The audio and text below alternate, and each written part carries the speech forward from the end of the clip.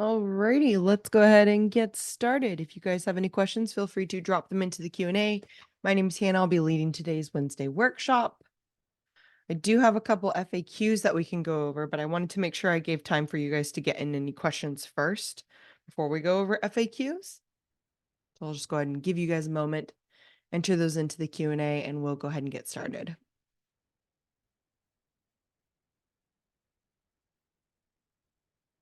I'm also going to throw up a poll right now.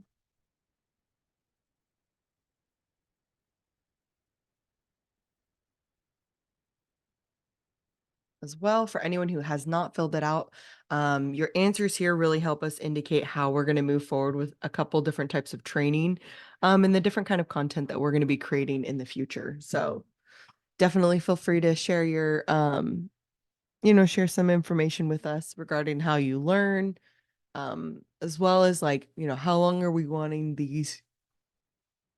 Ooh, sorry about that. How long are we wanting training videos? That kind of thing.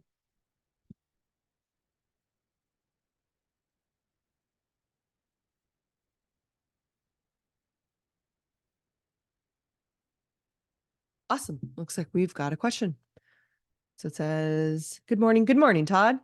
I have a request to allow agents to display more fields on their property dashboard. Currently, it appears they can only see the address and the created date. Interesting. So whenever we talk about giving access or showing what those details are on a property, I'm just going to go to this Ivy Lane property here. When we're wanting to share these field details here, all of these fields here, first things first, I would double check that we make sure that we have more than just the address and the created date on that particular property. That would be the first thing I would double check. So even if you just see the address on the front page, I would just toggle through and make sure that you see the other fields available on that particular property. If on that property it only has the address and it only has the created date on it, that's all that's going to show up in the agent portal. But when we're looking at a property, if we wanted to make sure that fields do show up, I'm going to just click on editor here. We can also go to our field editor by going to our 3-line icon, heading down to our hammer icon and getting into field editor. I just like going and showing you guys the way that we get to it on a property. So we're just going to click on editor. If you do not see editor in your account, for anyone who is looking and they're like, I don't see that on the property, it might have already been restricted as a permission, right? We might not want to, you might not need to have permission to go into your field editor.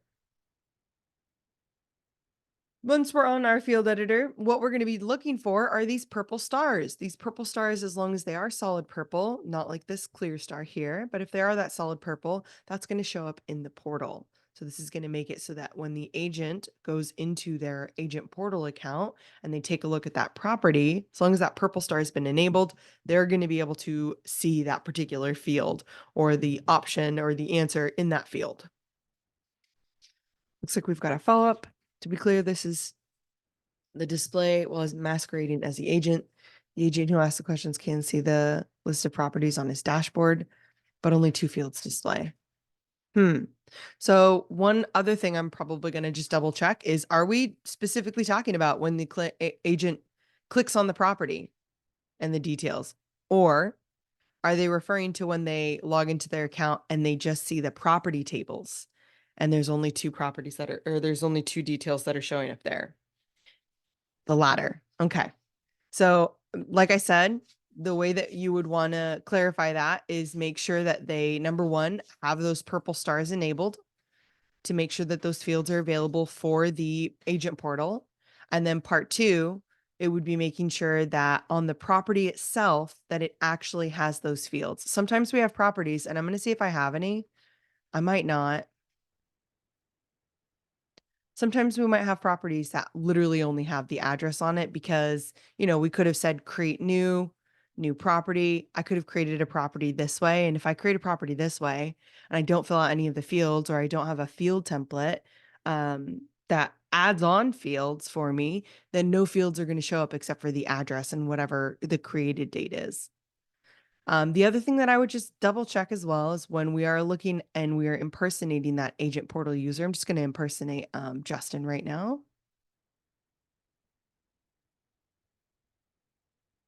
If you're referring to here, right? So here they only see the property title and they see the created date. They don't see any other fields. Then they're going to need to update those table columns. If I go through and I delete this and I say update, this is all that shows up. So if this is what you're referring to here, not on the property, we click on the property. Here we go to details. Here's all the details for that property, right? If we're referring to the properties and tables and segments, okay, so it is the property tables segments. So if we're referring to the property tables and segments, you're going to go to table columns, and here you're going to be able to see, oop, I clicked on it. Here you're going to be able to see all of the transaction details that they can select. You'll also be able to add on contacts if you need to add on contacts.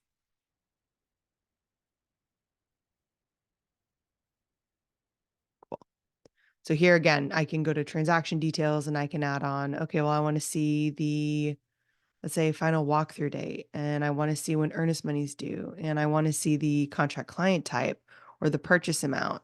And then for my contacts, I want to see, buyer. And let's go ahead and say we want to see the seller. Here now, those columns are going to show up here. So these are the columns that would show up. We're going to go ahead and just reorder a couple of these. We'll go ahead and just bring this up here. Maybe bring our buyer and our seller up to the top and say update. And then now we're going to see those columns up at the top. So I thought you were referring to the property itself as well. Underneath details, we should see all the details, all the fields that have values that have that purple star. But yeah, it sounds like it was the property tables and the table columns. It's same when we're actually creating new table columns internally. So if you're an internal user and you're going to your property tables and you go, how come I don't have any cool things like this, Hannah? You've got like property title, you've got earnest money due date, purchase amount, buyer, filing status, a bunch of other fields there. How come mine are just like, how come I don't have those custom fields? Then it could be that you need to go in and update those table columns. Here again, these are what's currently showing. And then here, these are all the fields and contacts that we can select to show them.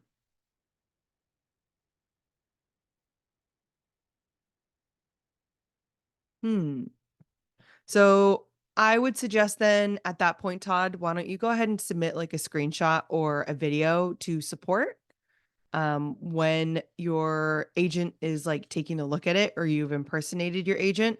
As long as they've created that table here, they should have access to table columns. It's something that is just like natively built into the agent portal. So it should show up there.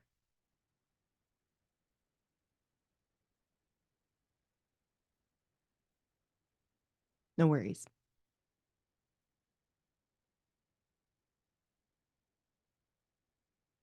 Awesome. Great question. Okay. Do you have best practices for building up your TC team for OTC setup? Do you mean in regards to like training your TCs on how to use open to close, or are you referring to hiring on TCs to your open to close team? Or are you referring to best practices on how to build out an open to close account for different TCs? This is quite a number of ways that I've interpreted this question. Sorry. We'll kind of go over all of them just because, again, we don't have very many questions. So as far as for building open to close, the best practices is going to be going through and making sure that you have an idea of how you want to manage your own transactions. First, it's not necessarily just an open to close, but what are the different things that you guys want to take care of as TCs, or as what do you want to have your agents take care of, or what do you want to have other party members take care of when it comes to the transaction? That's the first thing that I would probably go through and I'd kind of like make sure I have an idea of. Next, I'd go through and I'd grab my contract, any of my contracts, and I'd kind of look through the different fields and the data that I'm tracking on that contract and think what is going to be super helpful for me to be able to stay on top of that transaction. What dates are going to be helpful? What values are going to be helpful to bring in those merge fields onto my email templates? Are there any notes, or do I need to track any data that's not available on that contract, but it's information that I get later. Maybe I get it on an addendum, or maybe it's something that's spoken to me, or I get it on on an invoice or another form.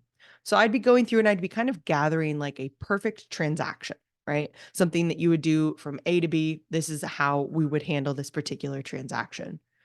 When you come into open to close, when it comes to executing that, the first thing I'm going to suggest is going and taking a look at our onboarding articles. So I'd go over to my little person icon, head into Support Center. Once I'm in Support Center, I'd go to Onboarding Series, and then I check out this Getting Started guide, or I just check out the articles that we have here: fields, contacts, documents, tasks, emails, intake forms, and using open to close. I'd start with fields, contacts, and documents.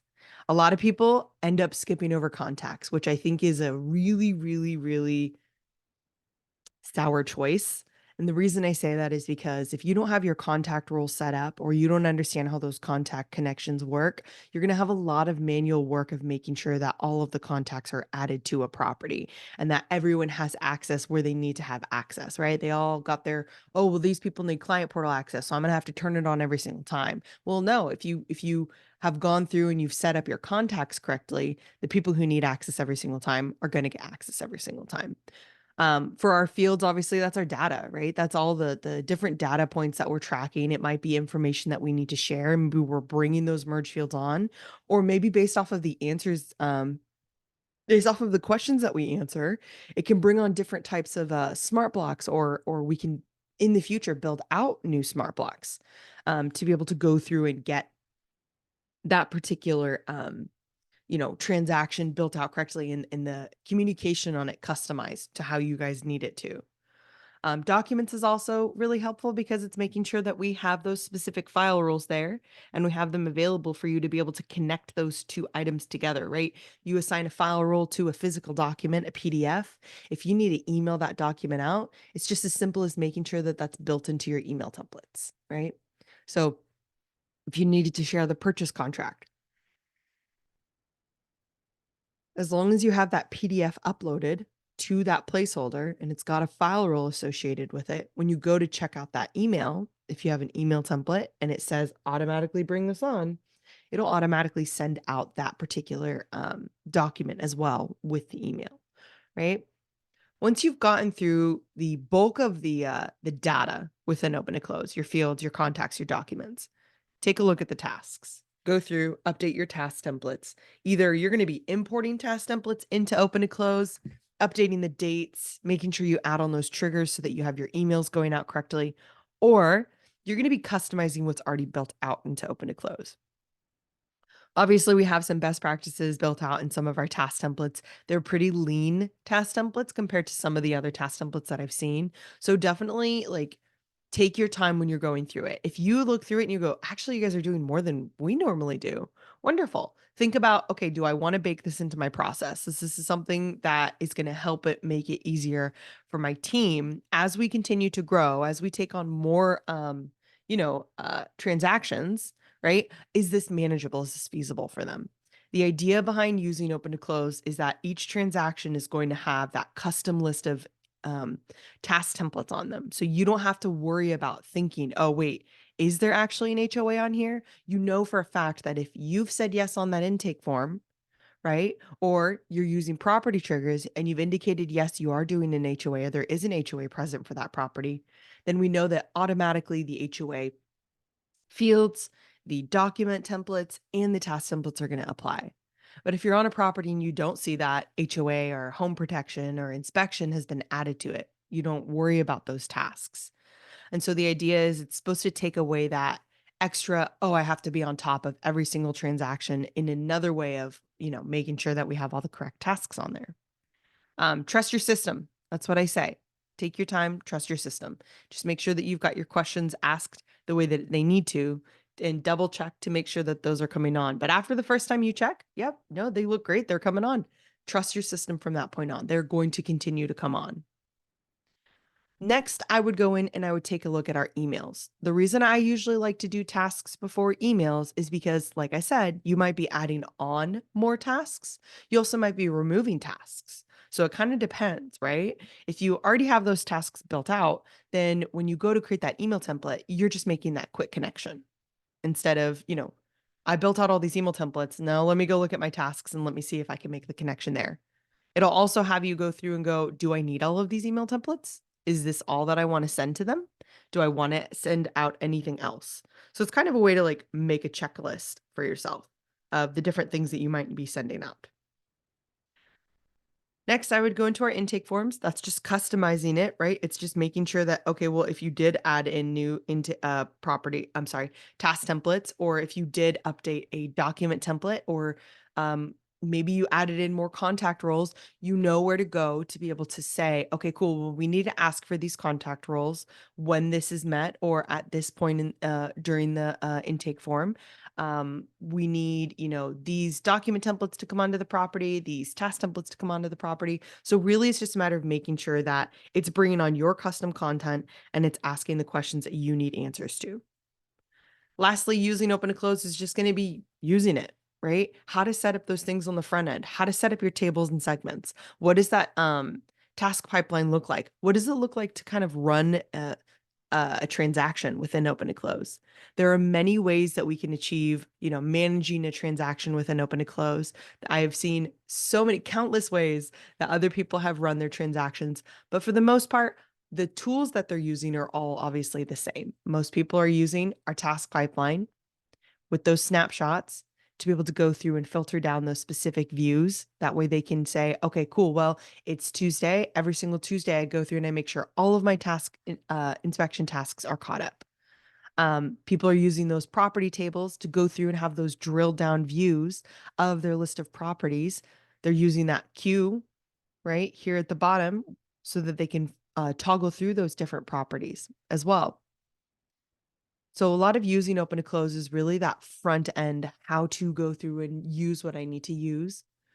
The only other thing that I would suggest as well is taking a look at your integrations. That's not something that's necessarily addressed here, but baking in your integration process or how you're connecting to your integrations within open to close is also going to be very helpful. So I would write it out. Okay, well, when I go under contract, I already have my document built out with let's go ahead and say dotloop. I have my document built out with dotloop. They just signed it. They went under contract. I wouldn't go and grab and import into open to close, right? I wouldn't import through dotloop. Instead, I would still fill out that intake form. Once that intake form's filled out, I'm just going to go to a property. Once that intake form's filled out, that property's here. Then I would go over to the more tab. Then I'd go to dotloop. And for dotloop, you're going to make the choice between either syncing it to a loop that's already existing or creating the loop if you haven't already, right? So it's writing out at what stage am I logging into these systems and when do I need to integrate them with open to close? Most people who are Follow Up Boss users, they're getting under contract and then they're filling out that intake form. Once the property's created, the first thing that they're doing is they're connecting to that Follow Up Boss account. That way they know for sure that the data is syncing over to the contact and that has been like all the fields that they need over have been synced, that they're able to sync with the deals if they need to. And if the agent is using that widget to kind of keep an eye on the different details that are going on with the transaction, then they're able to see that widget right away, right? As well as importing, right? Because there's some cool things with that Follow Up Boss integration where we can import contacts from that Follow Up Boss integration. So if you're not filling out those contacts on the property, but you know that they all live in Follow Up Boss, instead of having to fill them out again, you can import them from Follow Up Boss. Or if you've already brought them in from a Follow Up Boss, you can also search for them too. So just a couple things with that is I would kind of figure that out. Like, what is my flow? How do I want my transactions to be managed with my integrations within open to close? Now, if you're talking about building up your TC team for an OTC setup and you're talking about, I want to hire people on, there's a number of ways that you can go about it. What I would usually suggest is asking that in our Facebook group. And the reason I say that is because I would want you to hear from our community regarding how they have set up their account with their team. What's their team dynamic? Do they have, stateside based employees or a combination with overseas employees? Are they having any agents use the system or log into the system? Is it only TCs? Do they only have one TC? Do they have three TCs? How do they have those teams broken up?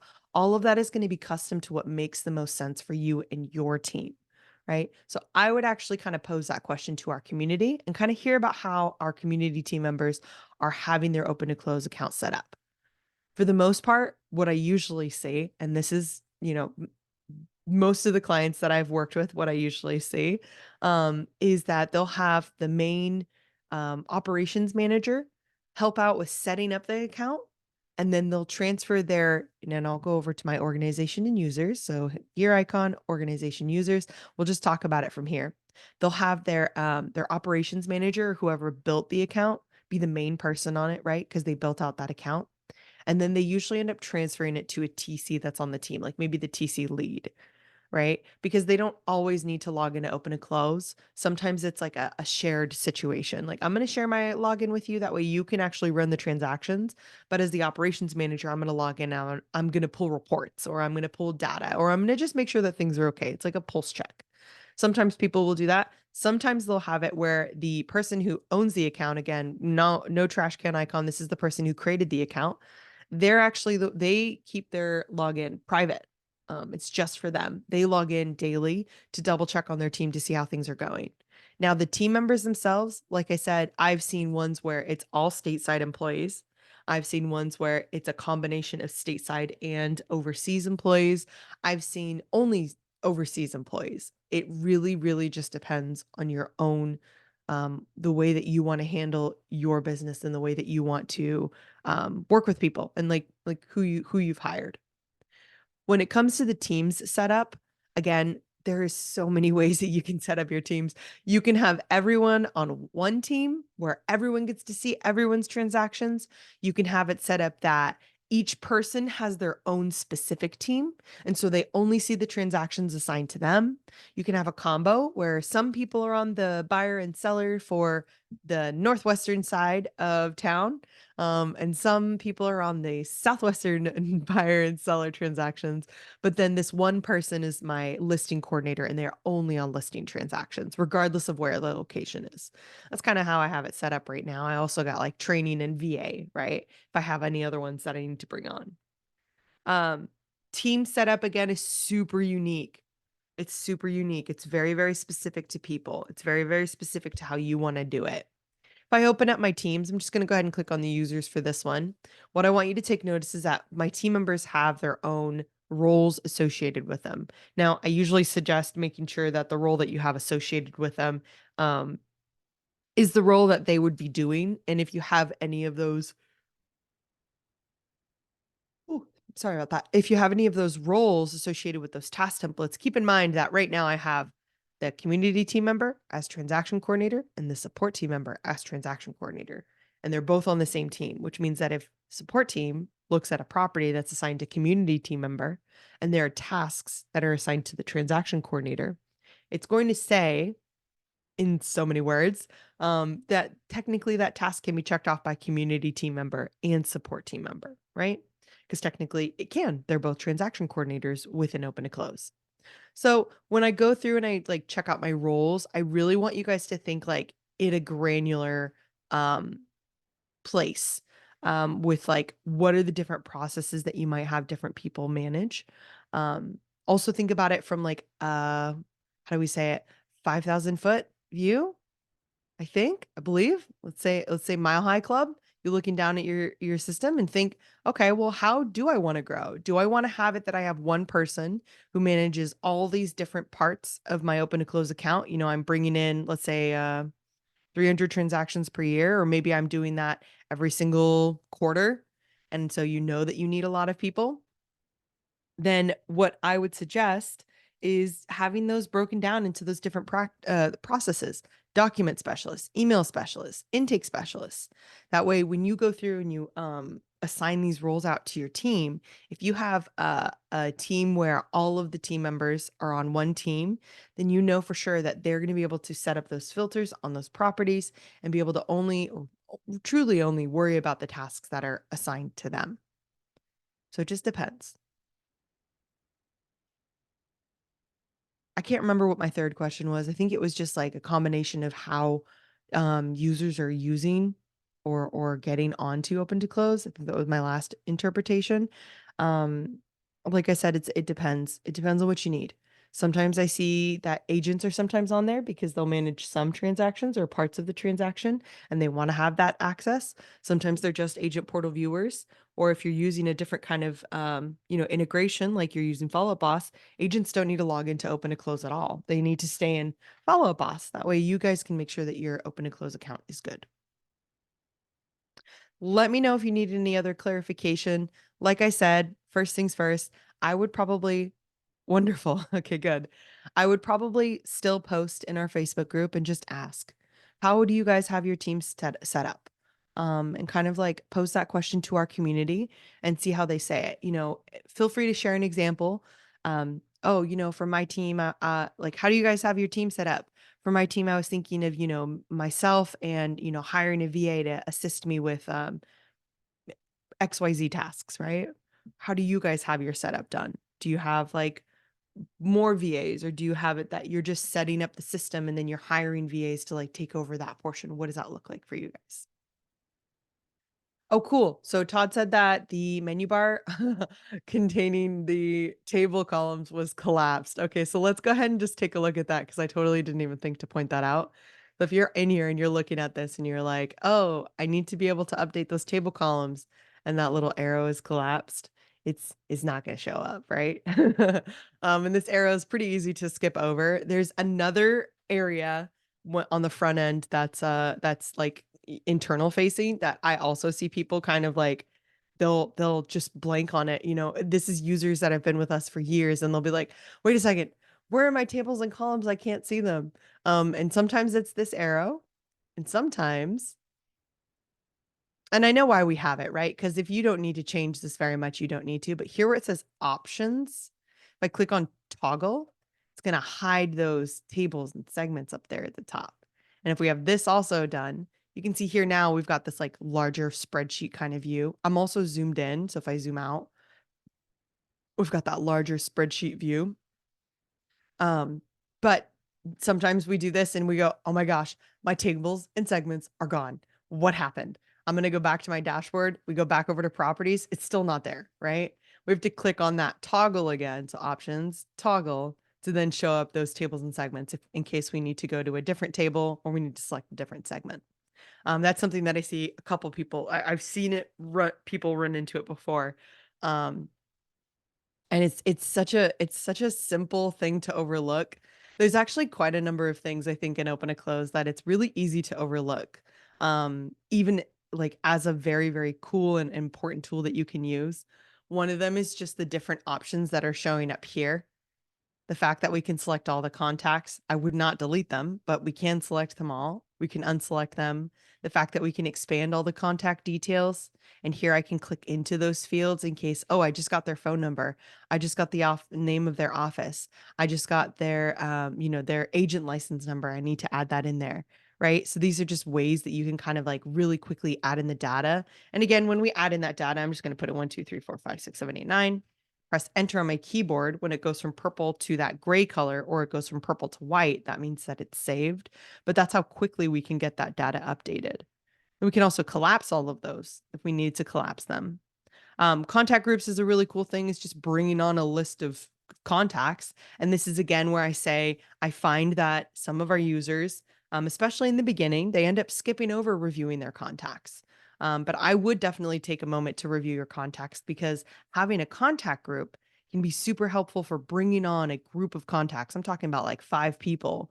So instead of having to search for every single one of them, when you go to assign contact group, oh, well, if it's Hannah, then I need to bring on Hannah's team or the list of people that Hannah recommends. I want to bring on the 4 or 5 home inspectors that Hannah has because Hannah knows a lot of people who are home inspectors. I want to bring on, maybe I want to bring on some of the lenders that Hannah works with, or, oh, there's the specific contact that Hannah wants on all of her emails. It's just another way that she can get emails, save any of her emails. Like this is a quick way to bring on a mass group of contacts to a transaction versus having to search for them and add them in here. Cool. Anna, I have a funny one about collapsing Yeah, things. yeah, absolutely. Go into your Ivy Lane. Okay.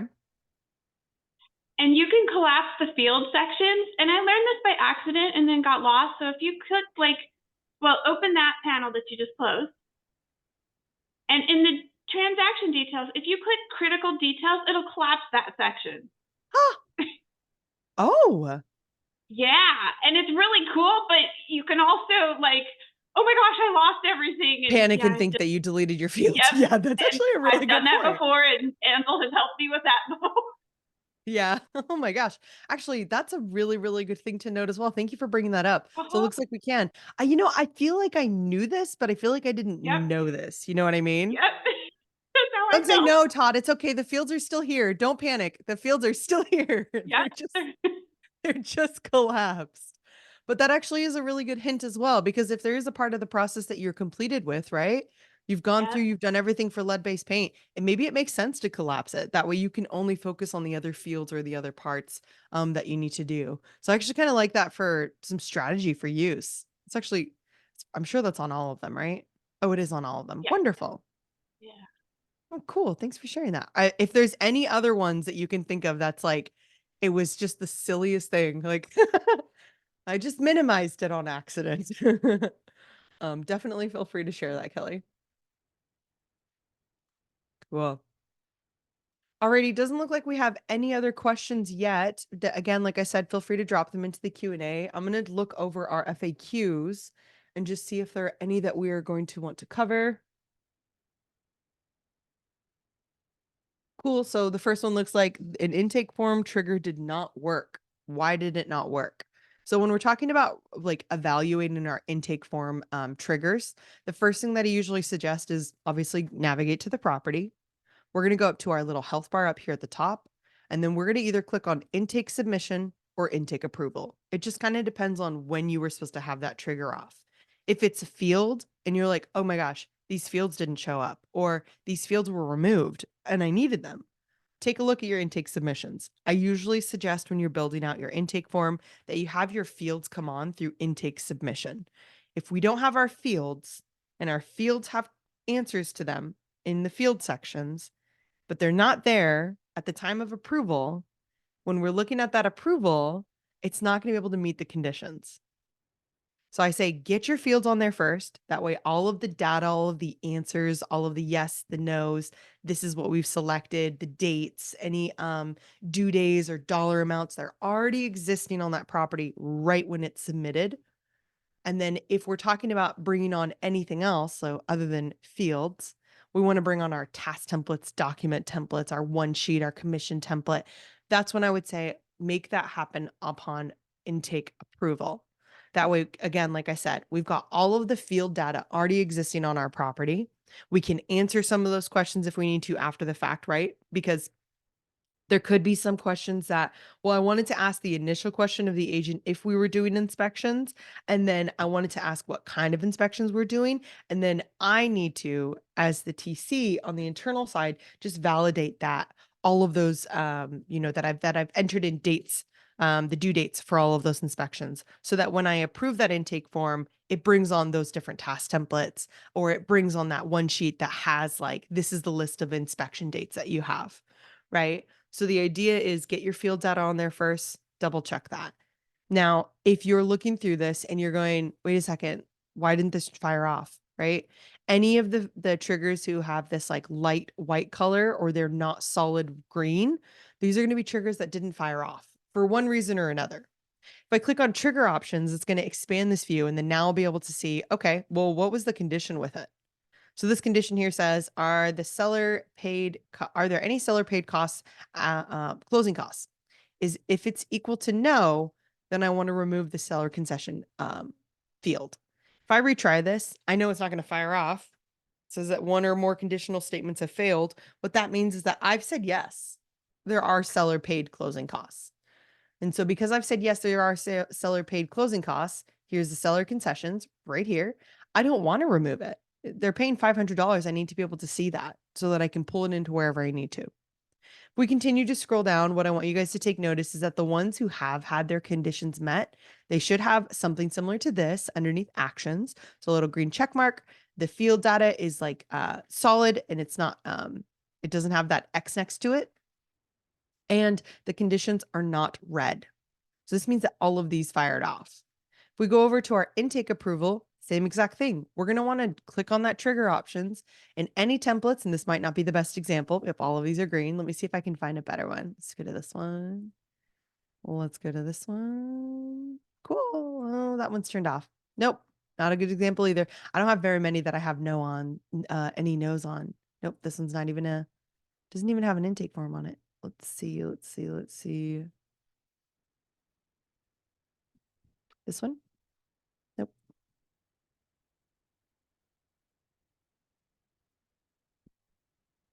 I don't have very many intake forms that have no's on them except for like some singular fields. But if that trigger it looks like this, it's got that solid white color. It doesn't matter if it says field, template, whatever. If it has that solid white color, if the condition is red, then that means that it has not met the condition, which means it's not going to apply whatever it is, whether it's a field section, or a template. It's not going to apply it until we update that particular field. We can fire off fields after the fact. So if you're looking at that intake form and you're like, oh, you know what? It is a standard staging, which means I need that staging date instead of the virtual staging. We're just going to want to update that answer, that question right here. Are we doing staging? Let me click on the drop down, change it from virtual staging to standard staging. Give us that check mark. Now, if you're on the scale plan, you might have property triggers that already like listeners in the background waiting for you to update fields to bring on more fields.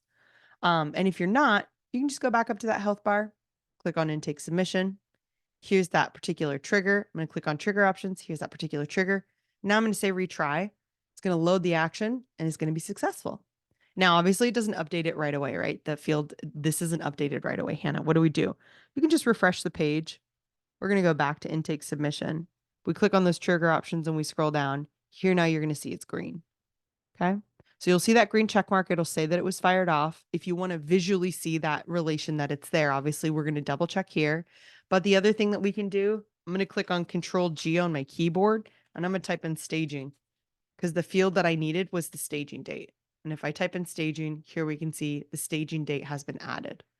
If I typed in another word that I don't have on there just yet, I'm not even sure what field I don't have on this particular property just yet. But if I had typed in something and the field wasn't there, right? If I looked for it and the field wasn't present, then it wouldn't show up in that list. Cool.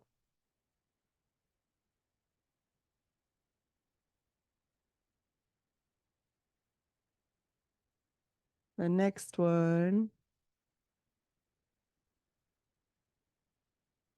Client wants to have a task assigned to their listing manager and be able to send an email as the listing manager. Answer, establish that. Okay, cool. So when we're talking about our when we're talking about like when we're talking about 2 or 3 people working on one transaction, okay? This transaction's assigned to community, but let's say support or another team member comes on here frequently and they also send out emails. They also check off tasks for me in it as well.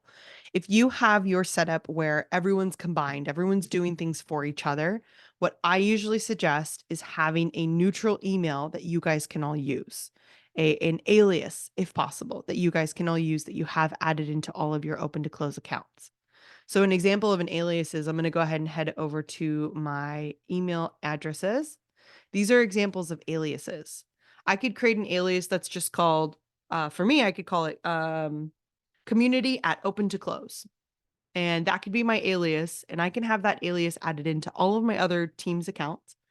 Or I can have it just neutral. Let's say it said team at opentoclose.com. And we can make sure that when we send out emails, we would just want to update the signature on that particular email to reflect whether or not the listing manager was sending out that email or the TC was sending out that email or another team member was sending out that email. That's usually what I would suggest, especially if you have a lot of people tag teaming one particular property. Otherwise, it's going to go based off of whatever the default email is assigned to the property here. So if it's assigned to Hannah, and let's say support came on and they wanted to send out an email, it's going to say that it came from Hannah because that's the email that it's using and that's who the transaction's assigned to. It's better to have a neutral email if you're going to have people sending emails on behalf of other people. Um, instead of having it that, like, oh, well, it says Hannah, but the signature says someone else's name. Why is that? Like what's going on there? Instead, keep that email neutral. That way, if you do need to have multiple people sending out correspondence on one transaction, you don't have to worry about anyone getting confused of like, well, Hannah said that she sent me the email, but it wasn't actually Hannah, it was Kelly, or it was one of our other team members who's helping me out on this transaction.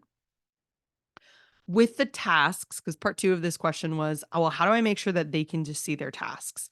When they're logged in as themselves and they go to the transaction, I suggest going to this little person icon and selecting themselves. Here now, it's going to sort and it's going to filter down those tasks to only show the ones that are assigned to that community team member. If you remember, I was telling you guys the community team member has an overlap of roles that the support team member has as well. So here we can see the role was email specialist. Well, that's assigned to the community team member and the support team member. So when we look at the tasks, it's going to say it's assigned to both of them. Same thing with transaction coordinator. It was assigned to both of them. I believe that those were the only 2 roles assigned to that particular to the support team members. I think that that's all we're going to see is transaction coordinator and email specialist. But again, if we have those roles assigned to multiple people and all of them have access to the same transaction, then when they go to that property and they filter it so that they're only viewing, that one person, they're going to see all the tasks that are assigned to that particular role. And it's going to show all the team members that have that role assigned to them. Cool. Looks like we got a new question. Can we set up a table template so we can have all of our agents have the same view property option? Or do we have to set it up person by person? I believe we have to set it up person by person. I really wish that there was a way that we could do that from here. We've got that table users and then we just share it with all the other users. The reason that this tool is available here internally is because if they're on the same team, then of course you can give them access to the same table, but agents don't always need to see other agents. If you notice that we can see all the people's names. And if you have like 42 agents, then here it would be 42 names if you have all those agent portal users. Now, it would be a really good request, I would say, to pop in to our team and have a request. Because when we go over to that agent portal user, if I go to agent and I go to team here, right? Here I've got user information, I've got forms. Maybe we have another section here that says share table and column, right? Similar to how when we go back over, let me go back over to my agents. Similar to how we have got like permissions. I would definitely pop in like a request and see if we can get a feature request and have it say like share property table and then have you select what agent property table you want to. So if you have Justin set up and he's the first agent that you've ever had and you start inviting other agents and you want to share the same property table view, I would see if we can do something like that underneath here.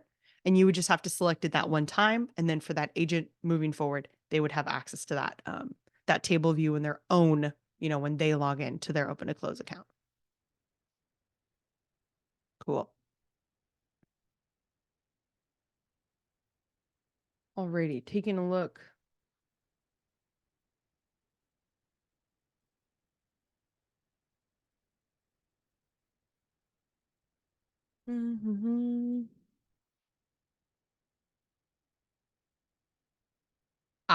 So one of the ones that I definitely want to cover, there's 2 questions about Google Calendar. So if you guys have specific questions about Google Calendar, feel free to drop that into the Q&A and then I'll review them. But there is one really great question about, well, this user has no access to the properties. Like they literally can't see the properties. What did I do wrong?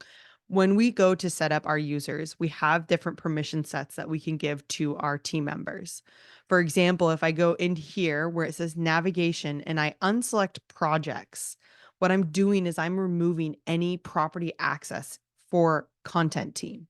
They're not going to be able to see that house icon on that left-hand view. So I'm going to go ahead and just really quickly select admin. That way that they have access to that admin account. I'm going to go ahead and make sure that everything else is selected as well. That way, if I need to really quickly, I can get back out of their profile after I impersonate them. Perfect. Let's go ahead and impersonate them. So content team, again, I unselected projects. If I impersonate them, and we go to look for that little house icon, Ah, where did it go? So it's not going to be there because we unselected projects. So I know that we were in the process and it might already be out. I'd have to double check. I know that we were in the process of kind of going through and disclosing each one of these rules, but think of navigation as where you're going about in the account. Think of templates and settings as where you're going about in the back end of the account when you're underneath that hammer icon. Do you want to give them access to everything there? And do you want to give them access to things underneath that gear icon as well? That's why we've got email addresses, email signatures, APIs.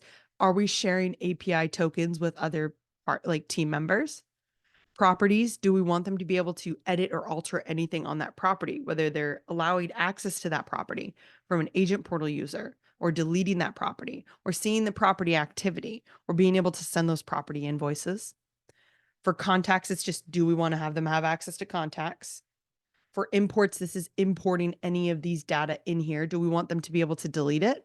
Do we want them to be able to bring in document templates or email templates or import properties or tasks? For tags, it's just adding, removing, deleting.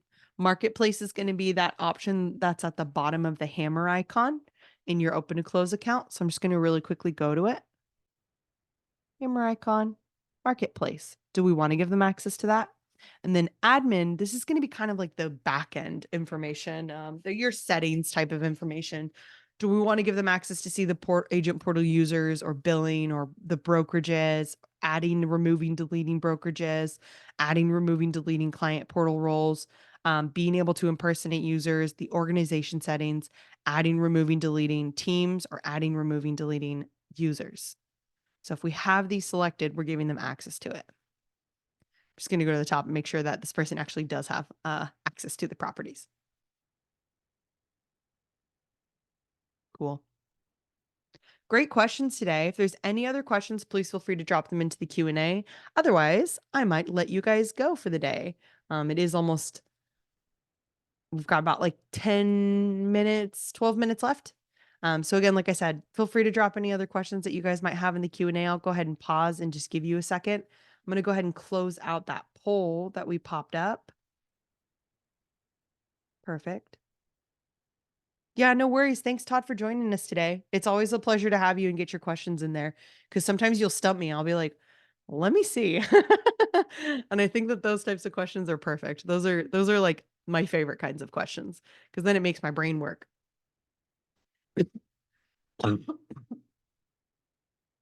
Alrighty, guys. If there's nothing else, I'll go ahead and close out for today. Thank you guys so much for coming and joining us today. Next week, I should have some updates on some of the different things that we're going to be having or things that are going to be changing in open to close. We are going to be having a shift to our group onboarding classes. And we're going to have a new shift into some different kind of training and learning content. So keep an eye out for that. I'll definitely make sure to announce that at the beginning of the Wednesday workshop or at the peak when we have the most people, as well as make sure that we are, sharing that information with you guys in your system, our in-app posts or on Facebook. Awesome. Have a wonderful rest of your day, and I will hopefully see you next week.